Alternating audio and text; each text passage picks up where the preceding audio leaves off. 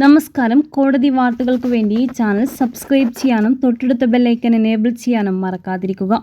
ആഗോള അയ്യപ്പ സംഘവുമായി ബന്ധപ്പെട്ട ക്രമക്കേടുകളിൽ നിശബ്ദത കാഴ്ചക്കാരാകില്ല എന്ന് ഹൈക്കോടതി മുന്നറിയിപ്പ് നൽകി.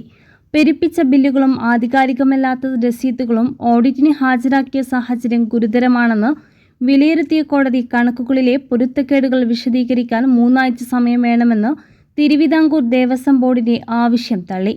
അയ്യപ്പ സംഘത്തിന്റെ ഓഡിറ്റ് നടത്തിയ തിരുവനന്തപുരത്തെ ചാർട്ടേഡ് അക്കൗണ്ടിംഗ് സ്ഥാപനം വിജയൻ ആൻഡ് അസോസിയേഷന്റെ ഹർജിയിൽ കക്ഷി ചേർത്തു. ഓഡിറ്റിംഗിൽ പരിശോധിച്ച ബില്ലുകൾ, രസീതുകൾ, ലെഡ്ജറുകൾ, കരാർ രേഖകൾ തുടങ്ങിയവയെല്ലാം കോടതിയിൽ ഹാജരാക്കാനും നിർദ്ദേശിച്ചു. അയ്യപ്പ സംഘത്തിന്റെ വരവ് ചെലവ് കണക്കുകൾ സംബന്ധിച്ച് ശബരിമല സ്പെഷ്യൽ കമ്മീഷണറുടെ റിപ്പോർട്ട് പ്രകാരം സ്വമേധയാ രജിസ്റ്റർ ചെയ്ത ഹർജിയിലാണ് justice V Raja Vijayaraghavan, justice K V Jayakumar എന്നിവരുൾപ്പെട്ട ദേവസ്വം ബെഞ്ചിന്റെ നിർദ്ദേശം. അയ്യപ്പ സംഘവുമായി ബന്ധപ്പെട്ട് നിയമപരമായ ഓഡിറ്റ് നടക്കാത്തതിൽ കോടതി അതൃപ്തി രേഖപ്പെടുത്തി. 2 തവണ കത്തയച്ചിട്ടും ബോർഡ് ആവശ്യമായ രേഖകൾ കൈമാറിയില്ല എന്ന് സംസ്ഥാന ഓഡിറ്റ് വകുപ്പ് വിശദീകരിച്ചു. ഇവ പരിശോധിക്കാതെ നിലവിൽ ചാർട്ടേഡ് അക്കൗണ്ടന്റ് നടത്തിയ ഓഡിറ്റിംഗിന്റെ ആധികാരികത കണക്കാക്കാനാകില്ല എന്നും വ്യക്തമാക്കി.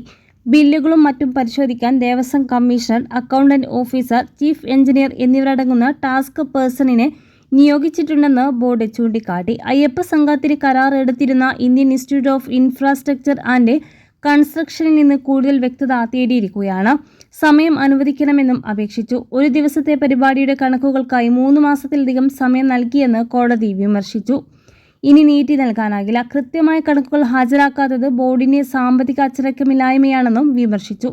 വിഷയം വ്യാഴാഴ്ച വീണ്ടും പരിഗണിക്കും.